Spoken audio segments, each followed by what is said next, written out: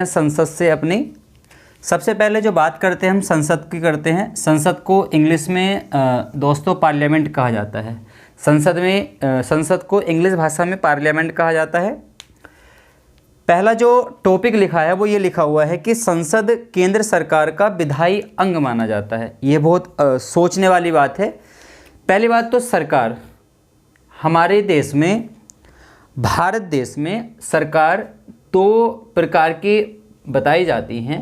सरकार दो प्रकार की बताई जाती हैं। पहला जो होता है हमारी राज्य सरकार, वैसे तो 3 स्तर पे वो काम करती हैं सरकारें, लोकल पे भी काम करती हैं। तो पहली जो सरकार काम करती है वो राज्य सरकार काम करती है। दूसरी जो सरकार काम करती है वो केंद्र सरकार काम करती है। तीसरी जो सरकार काम करती है उसको स्थानीय सरकार, लोकल गवर्नमेंट कहा जाता है। तो संसद केंद्र सरकार का एक विधायी अंग माना जाता है। यानी संसद में जितने भी विधायी वाले काम होते हैं, जितने भी विधेयक पारित होते हैं, चाहे वो लोकसभा में हो चाहे वो राज्यसभा में हो, तो उसमें सारे के सारे जितने भी विधायी अंग माने गए हैं वो संसद के अनुसार माने जाते हैं। आर्टिकल 79 अनुच्छेद 79 के अंतर्गत, आर्टिकल 79 के अंतर्गत संसद का प्रावधान दिया गया है कि कौन से अनुच्छेद में संसद को मेंशन किया गया है। तो अनुच्छेद 79 आर्टिकल 79 में संसद का प्रावधान किया गया है। ये लिख दिया है आर्टिकल 79।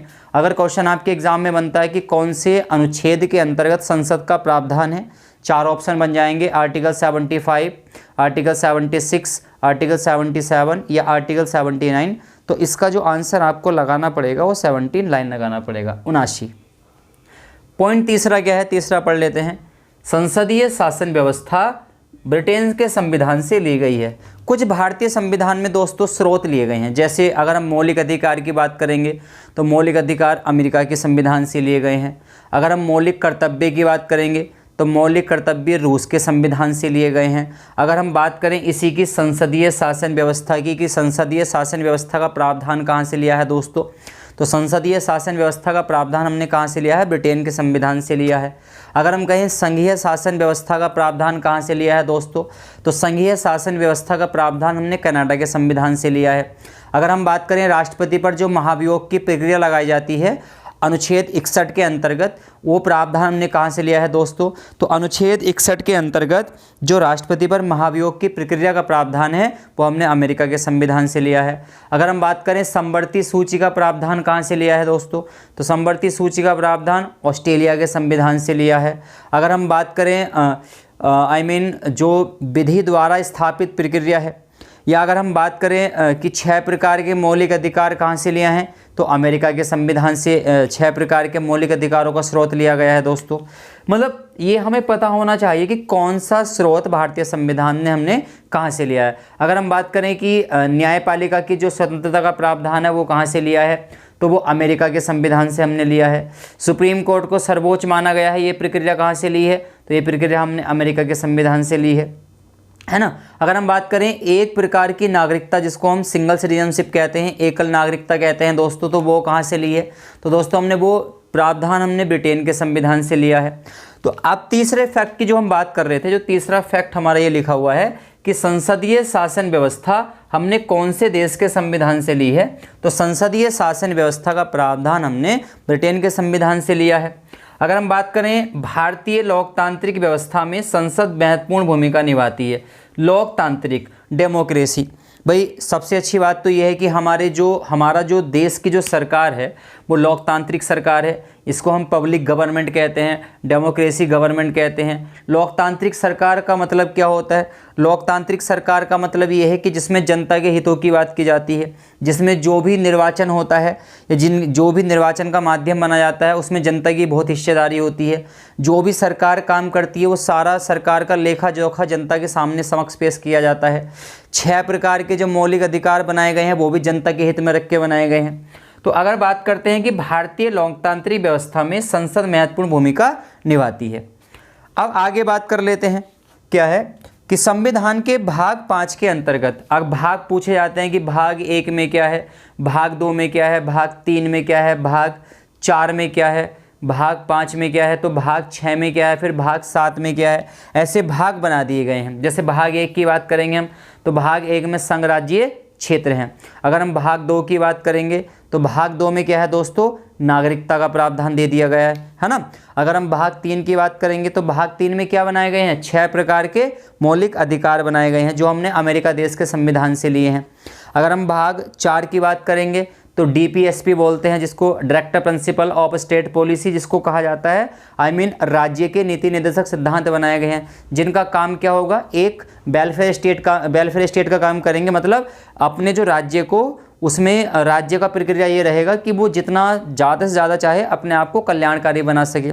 यानी अगर पूछा जाए कि DPSP का मेन पर्पस क्या होता है, पर्सपेक्टिव क्या होता है, तो इसका जो मेन पर्सपेक्टिव होता है वो यही होता है कि अपने राज्य में कल्याणकारी व्यवस्था का प्रबंधन करना। जैसे भाग 5 की बात की जाती है तो भाग 5 में हम किसकी बात करते हैं, संघ की बात करते हैं, मतलब यूनियन की बात करते हैं। तो भाग 5 के ही अंतर्गत, मतलब भारतीय संविधान के भाग 5 के ही अंतर्गत हमने आर्टिकल 79 से और आर्टिकल 122 तक, यानी आर्टिकल 79 टू देन आर्टिकल 122 तक हमने क्या लिया है, संसद का प्रावधान लिया है। यानी ये बात इसमें स्पष्ट हो जाती है कि इन अनुच्छेदों में 79 से लगे कि 122 तक कहीं ना कहीं इसमें संसद की प्रक्रिया आपको देखने को मिल जाएगी। और उसके बाद एक फैक्ट और देख लेते हैं, जो नीचे लिखा हुआ है कि संसद के कितने अंग होते हैं दोस्तों। तो संसद के कितने अंग होते हैं, संसद के 3 अंग होते हैं। ये क्वेश्चन बड़ा पूछा जाता है आपके एग्जाम में। एक क्वेश्चन तो ये बन के आता है कि संसद के सदन कितने होते हैं। तो बहुत से जो एस्पिरेंट है जो तैयारी कर रहे हैं इसका आंसर गलत कर देते हैं। संसद के जो मेन वास्तविक में जो सदन है वो 2 ही माने जाते हैं। संसद के 2 सदन होते हैं। सदन कौन कौन से होते हैं, एक तो होता है लोकसभा और एक होता है राज्यसभा। अब बात करते हैं संसद के कितने अंग होते हैं दोस्तों। तो संसद के कितने अंग होते हैं, 3 अंग होते हैं। अब ये 3 अंग कौन कौन से हैं तो बात कर लेते हैं। जो संसद के 3 अंग हैं उसमें एक लोकसभा आती है, एक राज्यसभा आती है और एक भारत के राष्ट्रपति आते हैं। थोड़ा सा और डिस्कस कर लेते हैं आगे को। जैसे अभी हमने बताया कि आपको संसद के कितने अंग होते हैं, तो संसद के 3 अंग होते हैं। पहला जो अंग होता है वो लोकसभा होती है, जो दूसरा अंग होता है वो राज्यसभा होती है, और तीसरा जो अंग होता है वो राष्ट्रपति होता है। अब जैसे संसद के अंगों की बात करते हैं, तो संसद के हमने अब आपको 3 अंग बताए हैं। पहला जो है वो राष्ट्रपति है दोस्तों। संसद के जो 3 अंग हैं उसमें पहले कौन आ जाते हैं, राष्ट्रपति आ जाते हैं। दूसरा जो अंग आता है उसको क्या कहा जाता है, लोकसभा कहा जाता है। जो दूसरा अंग आता है उसको लोकसभा कहा जाता है। जो तीसरा अंग आता है दोस्तों उसको क्या कहा जाता है, उसको राज्यसभा कहा जाता है। अगर इनके आर्टिकल की बात करें कि भाई राष्ट्रपति कौन से अनुच्छेद में आता है, लोकसभा कौन से अनुच्छेद में आती है, राज्यसभा कौन से अनुच्छेद में आती है, तो बात कर लेते हैं। अगर हम राष्ट्रपति की बात करेंगे तो आर्टिकल 52 में, आर्टिकल 52 अनुच्छेद 52 के अंतर्गत राष्ट्रपति पद को मेंशन किया गया है। अगर हम लोकसभा की बात करेंगे दोस्तों तो आर्टिकल 81 में जो मेंशन किया गया है वो लोकसभा की बात की गई है। अगर हम राज्यसभा की बात करेंगे, राज्यसभा कौन से आर्टिकल में आती है, तो आर्टिकल 80 में किसका प्रावधान किया गया है दोस्तों, तो राज्यसभा का प्रावधान किया गया है। अब क्वेश्चन 3 यहाँ से बनते हैं कि राष्ट्रपति पद का प्रावधान कौन से अनुच्छेद में है, तो राष्ट्रपति पद का प्रावधान अनुच्छेद 52 के अंतर्गत लिया गया है। अगर हम बात करेंगे लोकसभा का प्रावधान कौन से अनुच्छेद में आता है, तो लोकसभा कौन से अनुच्छेद में आती है, 81 में आती है। अगर हम बात करेंगे राज्यसभा का प्रावधान कौन से अनुच्छेद में आता है, तो राज्यसभा 80 में आता है।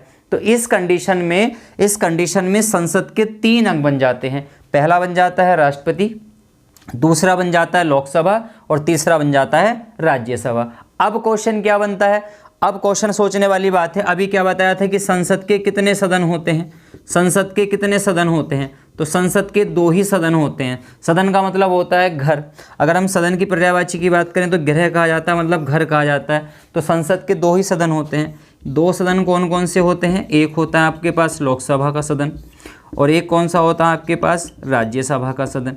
भाई संसद के 2 तो सदन होते हैं, पहला कौन सा होता है, लोकसभा, और दूसरा कौन सा होता है, राज्यसभा। थोड़ा सा और इन पे भी चर्चा कर लेते हैं कि लोकसभा लोकसभा को क्या क्या कहा जाता है, राज्यसभा को क्या क्या कहा जाता है। जैसे अब बात करते हैं हम लोकसभा यहाँ से अगर आपके एग्जाम में क्वेश्चन बनता है तो लोकसभा के से कैसे क्वेश्चन बन सकते हैं। पहला जो क्वेश्चन बनेगा कि आर्टिकल कौन से अनुच्छेद के अंतर्गत लोकसभा का प्रावधान है, तो अनुच्छेद 81 के अंतर्गत भारतीय संविधान में लोकसभा का प्रावधान किया गया है। अगर हम कहें कि लोकसभा का कार्यकाल कितने वर्ष का होता है दोस्तों, तो सभी को पता है नॉर्मली लोकसभा का कार्यकाल कितने वर्ष का होता है? 5 वर्ष का होता है। एक बात इसमें और सोचने वाली बात है, जरूरी नहीं है कि लोकसभा का कार्यकाल 5 वर्ष का होगा तभी लोकसभा भंग हो जाएगी, ऐसा नहीं है। लोकसभा का कार्यकाल 5 वर्ष होने से पहले भी लोकसभा को भंग किया जा सकता है। कारण क्या है? भंग किया जा सकता है 5 वर्ष से पहले, 5 वर्ष से पहले समाप्त किया जा सकता है, 5 वर्ष से पहले समाप्त किया जा सकता है। कारण प्रधानमंत्री की सलाह, कारण यह है कि पीएम की अगर सलाह मिल जाए, प्राइम मिनिस्टर जी की सलाह मिल जाए, प्रधानमंत्री की सलाह मिल जाए, तो राष्ट्रपति महोदय ऐसी कंडीशन में लोकसभा को क्या कर देते हैं? राष्ट्रपति महोदय लोकसभा को क्या कर देते हैं? समाप्त कर देते हैं, भंग कर देते हैं। लेकिन कारण ये है कि प्रधानमंत्री की सिफारिश होनी चाहिए या सरकार के खिलाफ अविश्वास प्रस्ताव पारित हो जाना चाहिए। और क्या बात है, लोकसभा का कार्यकाल कितने वर्ष का होता है? 5 वर्ष का होता है। लोकसभा को क्या कहा जाता है? लोकसभा को दोस्तों निचला सदन भी कहा जाता है, इसी को निचला सदन भी कहा जाता है। बहुत इंपॉर्टेंट क्वेश्चन तुम्हारे एग्जाम के लिए कि संसद का निचला सदन किसे कहा जाता है? लोकसभा कहा जाता है, राज्यसभा कहा जाता है, विधानसभा कहा जाता है, विधान परिषद, कभी कभी तो राज्यों से भी क्वेश्चन बन जाता है, विधानसभा किसे कहा जाता है, विधान परिषद किसे कहा जाता है, या राज्य विधानमंडल का निम्न सदन किसे कहा जाता है ना। तो अगर क्वेश्चन बनता है कि लोकसभा का निचला सदन किसे कहा जाता है, संसद का निचला सदन किसे कहा जाता है, तो निचला सदन आप क्या लगा के आओगे? लोकसभा लगा के आओगे। और इसे क्या कहा जाता है? इसको निम्न सदन भी कहा जाता है। इसको क्या कहा जाता है? निम्न सदन भी कहा जाता है। अगर पूछा है इसको क्या कहा जाता है, इसको निम्न सदन भी कहा जाता है। और क्या कहा जाता है इसको जनता का सदन भी कहा जाता है, जनता का सदन भी कहा जाता है। जनता का सदन इसी को कहा जाता है, लोकसभा को कहा जाता है।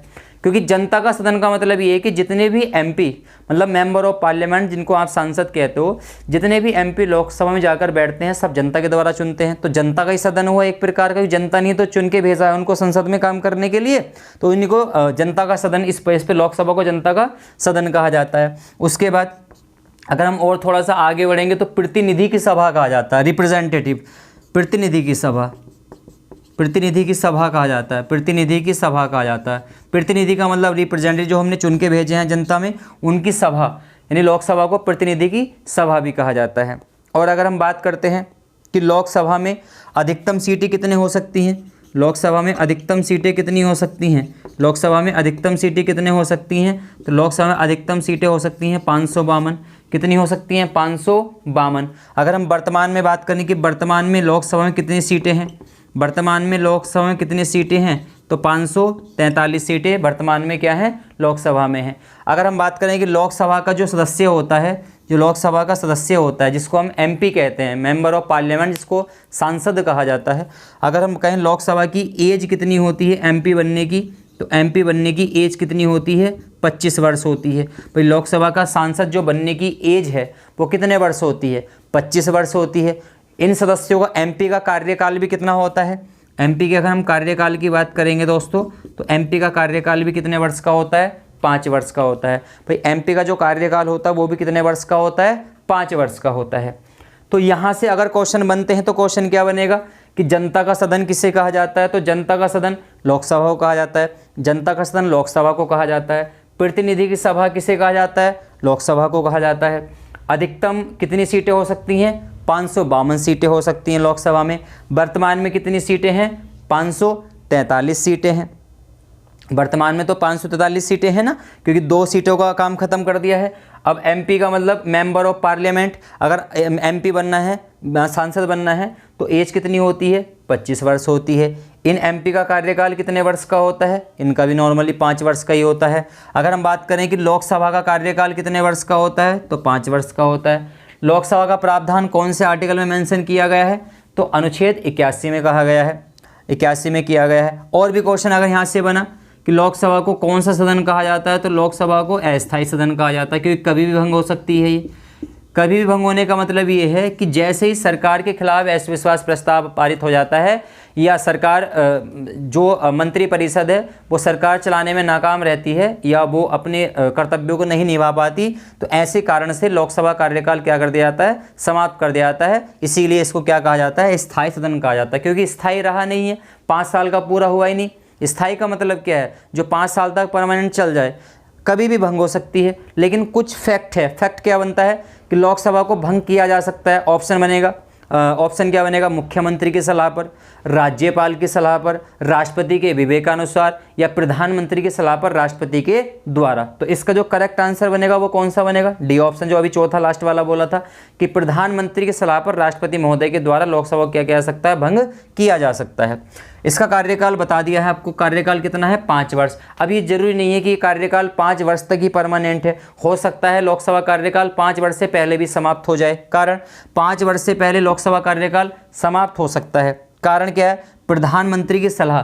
अगर प्रधानमंत्री महोदय राष्ट्रपति महोदय से ये कह सकते हैं कि भाई साहब हमसे सरकार नहीं चल रही है, या सरकार चलाने में किसी भी वजह से कोई प्रॉब्लम हो रही है, दिक्कत हो रही है, या मंत्रिपरिषद का विश्वास नहीं बन पा रहा है, उसके खिलाफ अविश्वास प्रस्ताव पारित हो जाता है, तो ऐसी कंडीशन में कार्यकाल पूरा होने से पहले लोकसभा को क्या कर दिया जाता है? भंग कर दिया जाता है। इसको क्या कहा जाता है लोकसभा को दोस्तों? निचला सदन भी कहा जाता है, मतलब निम्न सदन भी कहा जाता है इसको, और इसको क्या कहा जाता है? इसको निम्न सदन भी कहा जाता है।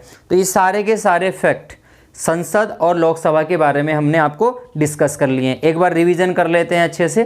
संसद क्या है भाई? अभी क्या बताया था कि संसद जो है वो सरकार एक प्रकार का एक ऐसा विधायी अंग है जिसमें सरकार अपनी पॉलिसी बनाती है। संसद के कितने सदन होते हैं? तो संसद के 2 सदन होते हैं, एक लोकसभा होती है, एक राज्यसभा होती है।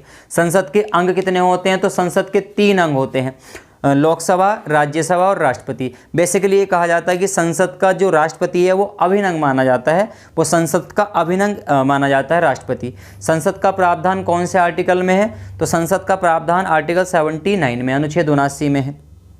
और क्या है?